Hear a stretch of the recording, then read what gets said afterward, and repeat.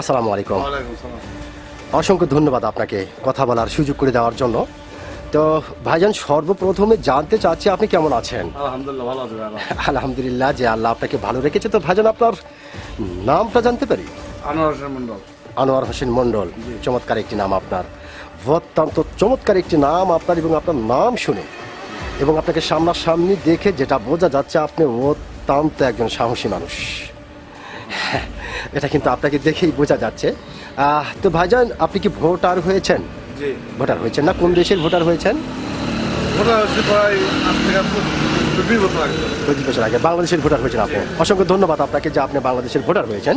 তো ভাইজান, যেহেতু আপনি বাংলাদেশের অত্যন্ত একজন সাহসী মানুষ এবং বাংলাদেশের ভোটার, বাংলাদেশের নাগরিক, সেই ক্ষেত্রে একটি বিষয় আপনার কাছ থেকে জানতে চাই। বিষয়টি হলো, এই যে বর্তমানে বাংলাদেশে নির্বাচনের একটা ঘণ্টা টাং টাং করে বাজতেছে, তো সেই ক্ষেত্রে এইবার বাংলাদেশের সরকার কে হতে পারে?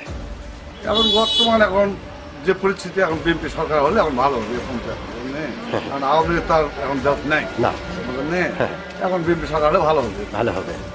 ওকে, তার মানে আপনি যেটা চাচ্ছেন যে কে মানে কি হবে না হবে ওটা বিষয় না, কিন্তু বিএনপি হলে ভালো হবে। ভালো। আচ্ছা, বিএনপি হলে ভাইজান যেহেতু খুব সুন্দর করেই বললেন যে বিএনপি আসলে ভালো হবে, তো আসলে বিএনপি হলে দেশের কি কি ভালো হতে পারে? এখন অন্য সরকার তো পালায় গেছে। এখন এই সরকার আলে যদি পরিবর্তন কাজগুলো নিতে পারে, তাহলে যদি দেশের জনগণের রাস্তাঘাটগুলো, আমাকে তো কারবার এলাকা গেলে দরকার, এগুলো যদি ভালো মতো হতে পারে, বা দেশে হয়তো ধান চাউল বা আলু বা বাইরে যদি পাচার করতে পারে, দিয়ে পারে, তাহলে হয়তো ভালো আমাকে এই দেশের জন্য।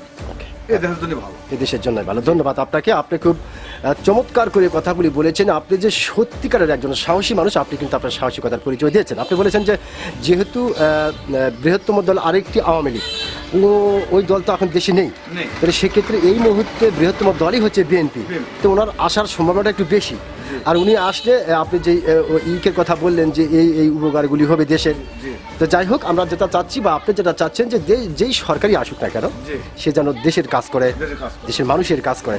ধন্যবাদ আপনাকে, অসংখ্য ধন্যবাদ। আসসালামু আলাইকুম। এখন যেহেতু সরকার নেয়, হ্যাঁ, হ্যাঁ, আপনি বিদ্যুৎ পক্ষ থেকে আসে, ওটা সব দেখাবেন।